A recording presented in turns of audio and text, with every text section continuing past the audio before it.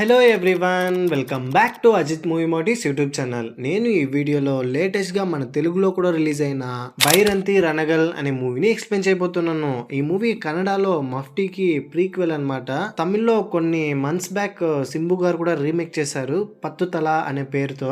బైరంతి Ranagal action thriller genre లో ఉంటుంది. ఇంకా ఏ మాత్రం లేట్ చేయకుండా నేనైతే మూవీలోకి వెళ్ళిపోతాను. అంతకంటే ముందు మీకేం చేయాలో తెలుసు కదండి, చిన్న లైక్ అండ్ స్మైల్ తో వీడియోని స్టార్ట్ చేసేయండి. Thank you. మూవీ ఓపెన్ అవగానే పోలీస్ స్టేషన్ ముందు కొంతమంది గోల చేస్తున్నారు. లోపలున్న బైరంతిని బయటికి తీసుకురమ్మని చెప్పి, చివరికి లోపలున్న బైరంతి వచ్చి వాళ్ళని ఆపేంత వరకు వాళ్ళు ఆగరనమాట. అంతలా రచ్చ చేస్తున్నారు. ఇప్పుడే మూవీ టైటిల్ కార్డ్ పడుతుంది, బైరంతి రణగల్. కట్ చేస్తే 1985 లో రణగల్ ఒక మారుమూల పల్లెటూరు, చాలా కరువు ప్రాంతం. ఎంత కరువు అంటే త్రాగడానికి నీళ్లు కూడా సదుపాయం లేదు ఇక్కడ.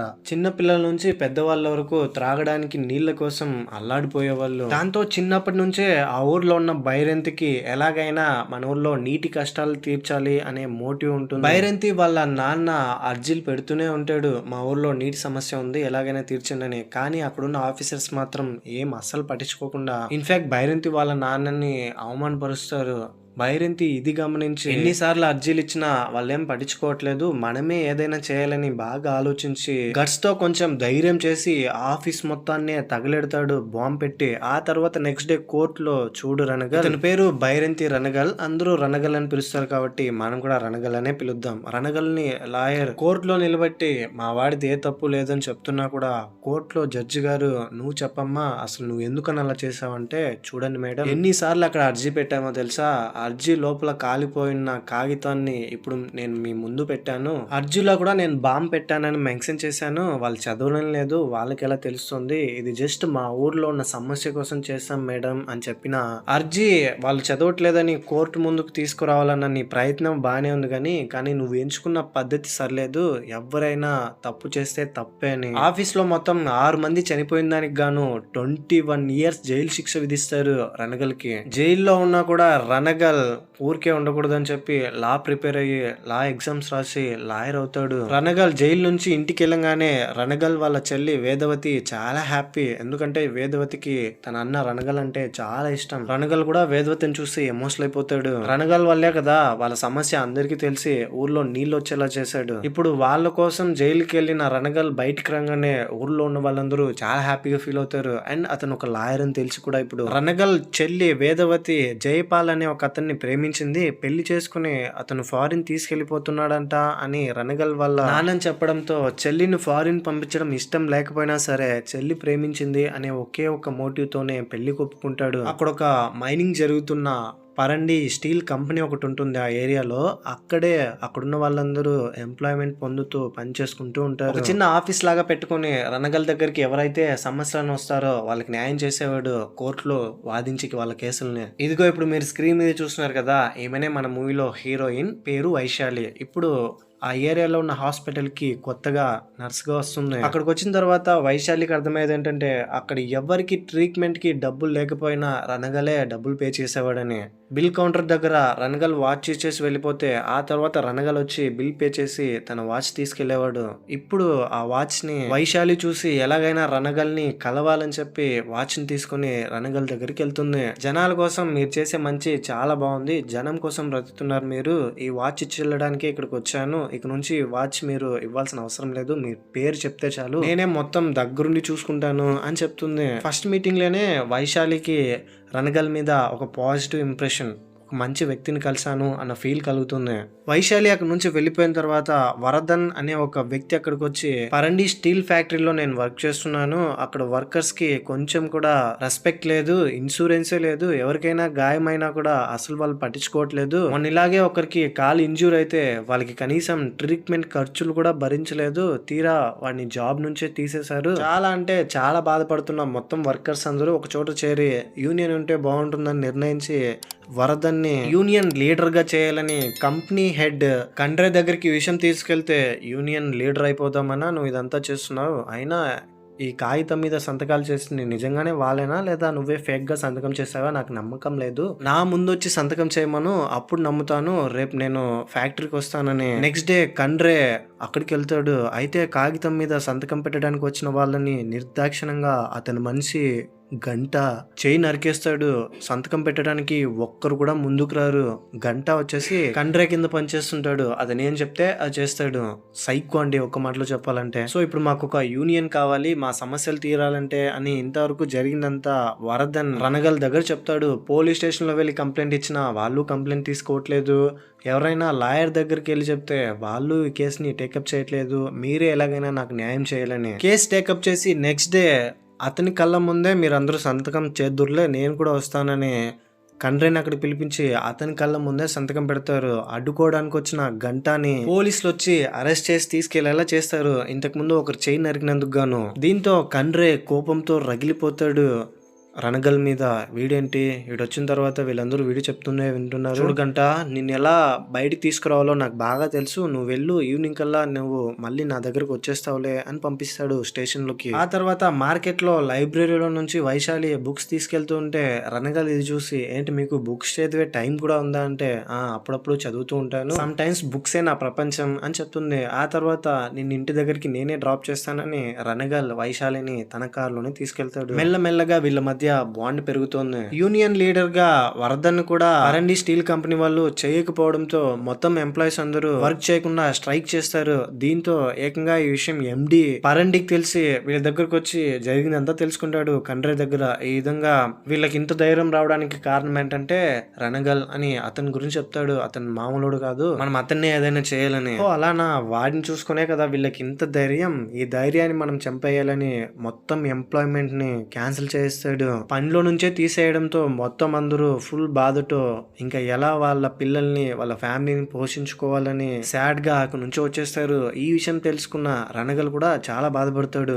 దాంతో రణగల్ చాలా ట్రై చేస్తాడు వేరే ఫ్యాక్టరీస్ ఓనర్స్ దగ్గరికి వెళ్ళి ఎంప్లాయ్మెంట్ దొరుకుతుందని, కానీ ఎవ్వరూ ఒప్పుకోరు. కొన్ని రోజులకి రణగల్కి అర్థమయ్యేది ఏంటంటే అక్కడున్న వాళ్ళందరు భూములు పరండి స్టీల్ కంపెనీ మీద ఉంది, ఎలాగైనా వాళ్ళ భూముల్ని వాళ్ళకి వెనక్కి ఇప్పించాలని కోర్టులో కేసు వేస్తాడు. ఇల్లీగల్ గా పరండి స్టీల్ కంపెనీ వాళ్ళ ల్యాండ్స్ ని ఆక్యుపై చేస్తాయని. అయితే కోర్టులో మాత్రం ఇల్లీగల్ గా పరండి స్టీల్ ప్లాంట్ వాళ్ళు ఆక్యుపై చేశారని ఒక్క ఆధారం కూడా దొరకకపోవడంతో కేసు ఓడిపోతాడు రణగల్. ఈ కేసు మళ్ళీ ఒక 2 days కి వాయిదా పడుతుంది. ఎంప్లాయ్ గా చేరిన రోజే వాళ్ళ భూములన్నీ మాకు రాసిచ్చినట్టుగా కొన్ని డాక్యుమెంట్స్ ని చూపిస్తారు వాళ్ళు, కానీ నిజానికి వాళ్ళు ఆ డాక్యుమెంట్ లో సైన్ చేయలేదు, మొత్తం ఫేక్ డాక్యుమెంట్ అయి ఉంటుందని. ఇది ఎలాగైనా కోర్టులో తెలిసేలా చేయాలని రణగల్ బాగా ఆలోచించి తెలివిగా ఆ ల్యాండ్ సర్వే నంబర్ ఏ డేట్ లో రాసినారో ఆ డాక్యుమెంట్ లో డేట్ చూసి ఆ డేట్ లో 365 కిలోమీటర్స్ లో ఒకరికి పెళ్లి జరిగింది. పెళ్లి జరిగిన రోజే తన భూమిని తన పేరు మీద రాసుకున్నాడు. అదే రోజు మళ్ళీ పరండి స్టీల్ కంపెనీకి ఎలా రాసిస్తాడు, ఇది పాసిబుల్ అని కోర్టులో వాదిస్తే జడ్జి గారు దీని గురించి కొంచెం ఆలోచిస్తారు. అని అంతేకాకుండా ఆ భూముల్ని ఎవరైతే ఇలా రాయించుకున్నారో ఆ వ్యక్తిని పిలిపించి పరాండే కంపెనీ వాళ్ళు నిజంగానే వీళ్ళ భూములన్నీ ఆక్యుపై చేసి వాళ్ళ పేరు మీద రాయించుకున్నారు, ఇలా రాసుకున్న భూముల్లో హై క్వాలిటీ ఐరన్ ఓర్ ఉన్నట్టు వాళ్ళు గమనించి వాళ్ళే వాళ్ళ భూములను అమ్మినట్టుగా ఫేక్ డాక్యుమెంట్స్ రెడీ చేసి ఎంప్లాయ్మెంట్ లో చేరినప్పుడు సంతకం చేసేటప్పుడు వాళ్ళకి తెలియకుండానే దీంట్లో కూడా సంతకం చేసుకునేలా చేశారు. ఈ మోసంలో నేను కూడా ఒకరిని, నా ద్వారానే ఇలా జరిగిందని మూర్తి చెప్తాడు. మొత్తం అతను ఇచ్చిన సాక్ష్యాధారాలు, అతను చెప్పిన మాటలు ఇదంతా ఒకసారి పరిశీలించిన తర్వాత నిజంగానే పరండి స్టీల్ కంపెనీ వాళ్ళు వీళ్ళ భూముల్ని ఇల్లీగల్ గా రాయించుకున్నారని తీర్పునిస్తుంది. దానికి గాను కొంత నష్టపరిహారాన్ని కూడా కట్టమంటుంది. అండ్ అంతేకాకుండా నెక్స్ట్ డే ఈ కంపెనీ చైర్మన్ పరాండేని కూడా కోర్టులో హాజరు కావాల్సిందిగా కోరుతుంది. ఈ విషయం పరాండేకి తెలిసి అంతవరకు ఆ కేసును వాదించిన లాయర్ ని గన్ పెట్టి చంపడానికి ప్రయత్నిస్తాడు. ఏంటయ్యా నువ్వు ఈ మాత్రం కేసుని వాదించి గెలవలేకపోయావా అని. సార్ ప్లీజ్ సార్ నన్ను చంపకండి, నేను ఇంకొక సొల్యూషన్ చెప్తాను మీకు అని. ఎవరు భూములు మీరు రాయిపించుకున్నారో వాళ్ళు కనుక కోర్టులో అటెండ్ అవ్వకపోతే కేసు మనమే గెలుస్తామని ఆ పేర్లున్న లిస్ట్ ని పరండేకి ఇస్తే గంట, సార్ అది నా చేతికి ఇవ్వండి, మిగతాదంతా నేను చూసుకుంటాను, వాళ్ళని చంపేసి వచ్చేస్తానని ఆ లిస్ట్ ని తీసుకుని ఊర్లో ఎంటర్ అవుతారు. కానీ ఆ లిస్ట్ లో ఇంగ్లీష్ లో పేరు ఉండడం వల్ల మబ్బుగాలకి చదవడం రాదు. ఆ పేర్లో ఏంటనే ఒక చిన్న పాపకి ఇంగ్లీష్ వచ్చని తెలుసుకుని ఆ పాపని పైన కూర్చోబెట్టి కారు మీద పేర్లు చదవమంటే ఒక్కొక్క పేరు చదివిన తర్వాత ఎవరో తెలుసుకుని చంపేస్తారు. అందరినీ చంపిన తర్వాత చివరికి ఆ చిన్న పాపను కూడా చంపేసి వెళ్ళిపోతారు. ఈ విషయం రణగల్ తెలిసిన తర్వాత చాలా అంటే చాలా బాధపడతాడు.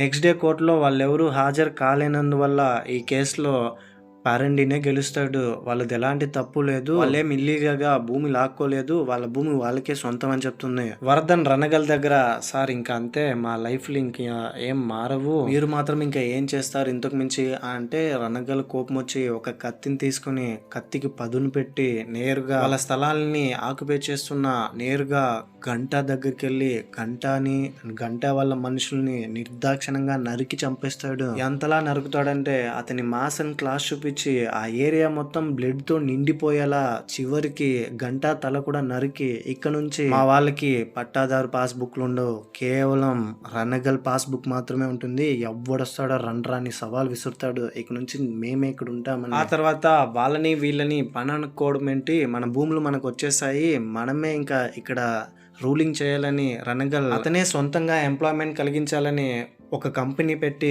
మైనింగ్ జరపాలనుకుంటాడు ఫ్యాక్టరీని. ఈ విషయం కండ్రేకి పరండికి తెలిసిన తర్వాత అన్ని బ్యాంకులకు సంబంధించిన వాళ్ళందరినీ పిలిచి ఒక చిన్న మీటింగ్ ఏర్పాటు చేసి వాళ్ళకి కావాల్సిన డబ్బు ఇచ్చి ఎవ్వరు కానీ రణగల్కి డబ్బు ఇవ్వకండి అని చెప్తారు. రణగల్కి ఫ్యాక్టరీ పెట్టడానికి ఇన్వెస్ట్మెంట్ లేదు, బ్యాంక్ లో లోన్ అడిగితే ఎవ్వరు ఇవ్వట్లేదు, ఇంకోసారి ట్రై చేద్దామని చివరికి వాళ్ళని కూడా భయపెట్టి రణగల్ ఎవ్వరికి భయపడకుండా ఇన్వెస్ట్మెంట్ రాబట్టి ఒక ఫ్యాక్టరీని బట్టి వాళ్ళందరికీ ఎంప్లాయ్మెంట్ కలిగిస్తాడు. అతనే దగ్గరుండి ఈ ఇన్సిడెంట్ తో అక్కడున్న వాళ్ళందరికీ రణగల్ దేవుడుగా మారిపోతాడు. ఇదంతా చూసి కండ్రే అండ్ పారండి వీళ్ళిద్దరూ తట్టుకోలేకపోతారు. ఎలాగైనా వాడిని ఆపాలనుకుని ఎన్నో విధాలుగా ట్రై చేస్తారు, కానీ అవ్వట్లేదు. రణగల్ వాళ్ళ చెల్లి వేదవతి అమెరికాకి వెళ్ళిపోయి ఉంటుంది కదా, పెళ్లి చేసుకుని వేదవతిని వెళ్ళి కలిసి వద్దామని అమెరికాకి వెళ్ళి రణగల్ తన చెల్లిని కలిస్తే వేదవతి చాలా హ్యాపీ, చాలా రోజుల తర్వాత మా అన్నయ్య నన్ను చూడడానికి వచ్చాడని. వేదవతి భర్త మెడిసిన్ బిజినెస్ చేస్తుండడంతో అతను కూడా ఇండియాలో బిజినెస్ చేయాలనుకుంటాడు, అది కూడా రణగల్ ఏరియాలో. ఇందుకు జనాలకి మంచి ఆరోగ్యం అందించాలని కదా ఇదంతా చేస్తున్నావు, నేను నీకు ఎప్పుడు సపోర్టెడ్ గా ఉంటానని జైపాల్ ని సపోర్ట్ చేసి అక్కడికి పిలిపిస్తాడు. అప్పటి నుంచి జైపాల్ మెడిసిన్సే ఆ ఊర్లో ఉన్న హాస్పిటల్స్ వెళ్తాయి. ఇంకా తన చెల్లి వేదవతి కూడా ప్రెగ్నెంట్ కావడంతో ఇంటికి తీసుకొచ్చేస్తాడు. కానీ రణగల్ చూసి ఎప్పుడు మెచ్చుకునే వైశాలి నిన్ను ఇలా చూస్తుంటే చాలా భయం వేస్తుంది. ఒకప్పుడు చూసిన రణగల్ వేరు, ఇప్పుడు నువ్వు వేరు. అప్పుడు నేను చూస్తే ఒక లాయర్ గా అందరికి న్యాయం చేసేవాడివి, ఇప్పుడు చుట్టూ రౌడీలుండి న్యాయం చేస్తున్నారు, నువ్వు చేస్తున్నదేది నాకు నచ్చట్లేదు అని చెప్తుంది. వన్ మోర్ థింగ్ ఏంటంటే వైశాలి రణగల్ ని పెళ్లి చేసుకోవాలనుకుంటుంది, అతనంటే చాలా ఇష్టం. కానీ సడన్ గా రణగల్ మారిపోవడంతో నువ్వు నాకు ఇప్పుడు నచ్చట్లేదని అక్కడ నుంచి వెళ్ళిపోతుంటే నా దారిలో రక్తమే ఉంటుంది, ఇప్పుడు ఇష్టం ఉంటే రా లేదా లేదు అని చెప్తాడు. ఆ ఏరియా ఇన్స్పెక్టర్ కూడా పారండి మనిషి అయి ఉంటాడు, అతను కూడా రణగల్ ని తొక్కేయడానికి రకరకాలుగా ప్రయత్నిస్తుంటాడు. వాళ్ళ మనుషుల్ని అరెస్ట్ చేయడం, రణగల్ వెళ్ళి బెయిల్ మీద మళ్ళీ తీసుకురావడం ఇలా జరిగేది. కోపంతో రగిలిపోయేవాడు ఇన్స్పెక్టర్ రణగల్ మీద. ఎలాగైనా పారండి రణగల్ని అడ్డుకోవడానికి బహదూర్ అనే ఒక వ్యక్తిని వీళ్ళే చంపేసి చంపిన దాన్ని కండ్రే చూశాడు, కల్లారా అని కేసు పెట్టిస్తారు రణగల్ మీద. రణగల్ ఇంటికి వెళ్తే రణగల్ లేకపోవడంతో రణగల్ చెల్లి వేదవతిని ప్రెగ్నెంట్ అని కూడా చూడకుండా ఇన్స్పెక్టర్ పోలీస్ స్టేషన్ తీసుకొచ్చి కూర్చోవడానికి కుర్చీ కూడా ఇవ్వకుండా రణగల్ వచ్చేంత వరకు మీరు అలాగే ఉండాలని నిలబడించి లిటరలీ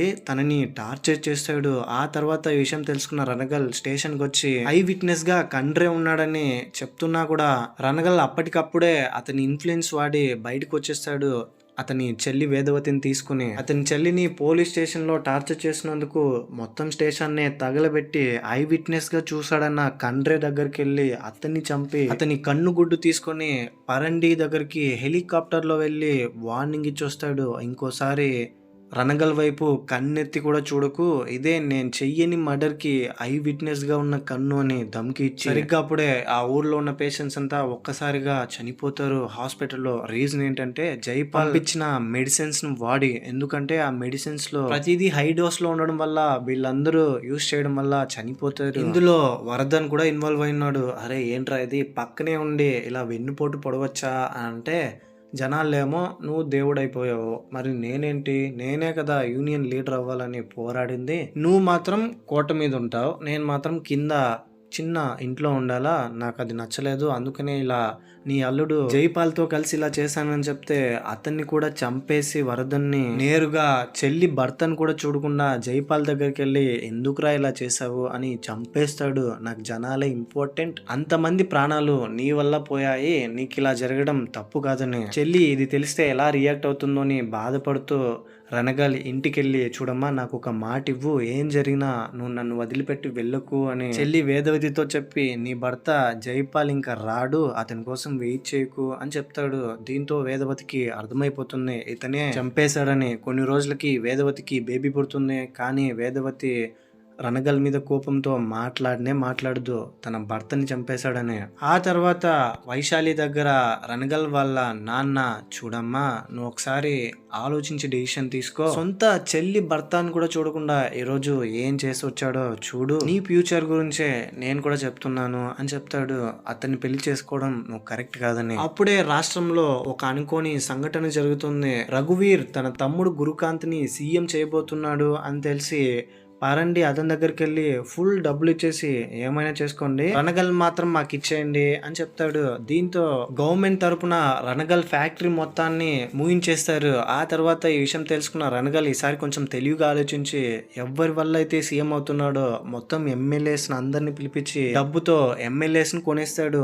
ఎవరికైతే డబ్బులు ఇచ్చాడో పారండి అతను సీఎం అవ్వలేకపోతాడు. ఇప్పుడు కూడా పరండి ఓడిపోతాడు రణగల్ ముందు. వైశాలి రణగల్ దగ్గరకు వచ్చి బాధపడుతూ ఒక ఫోటో ఇస్తుంది. ఈ ఫోటోలో 2 క్యారెక్టర్స్ ఉన్నాయి, ఎవరిలా ఉంటారో మీరే డిసైడ్ చేసుకోండి, నాకు నచ్చినట్టు ఉంటేనే నేను మీతో పాటు ఉంటాను అని ఎమోషనల్ అయ్యి అక్కడ నుంచి వెళ్ళిపోతుంది. ఆ ఫోటోలో రాముడు రావణాసురుడు ఫోటోలు ఉంటాయి. ఇంకోవైపు ఇంత జరిగినా రణగల్ని నేనేం చేయలేకపోతున్నానే అని కోపంతో ఉన్న పరండి దగ్గర లాయర్ సార్ ఇంకా మీరేం చేయలేరు, రణగల్ని వదిలేయండి అని అడ్వైజ్ ఇస్తే రణగల్ని వదిలేయమంటావా, వదిలే ఛాన్సే లేదని కోపంతో అతన్ని చంపి మొత్తం వల్ల మనుషులందరినీ తీసుకొచ్చేసి గన్స్ తో రణగల్ మీద అటాక్ చేస్తాడు, మనుషులందరినీ చంపేస్తాడు. కానీ అక్కడ ఉన్నది ఎవరండి, మన హీరో రణగల్ మొత్తం అందరితో ఫైట్ చేసి గన్ తో కాల్చి చంపేసి చివరికి పరండిని కూడా చంపేస్తాడు ఘోరాతి ఘోరంగా. అప్పటి నుంచి రణగల్ వాళ్ళ ఊర్లోకి ఎవరిని అడుగు పెట్టనివ్వలేదు. ఇంకోవైపు ఎలక్షన్స్ లో ఓడిపోయాను అన్న బాధతో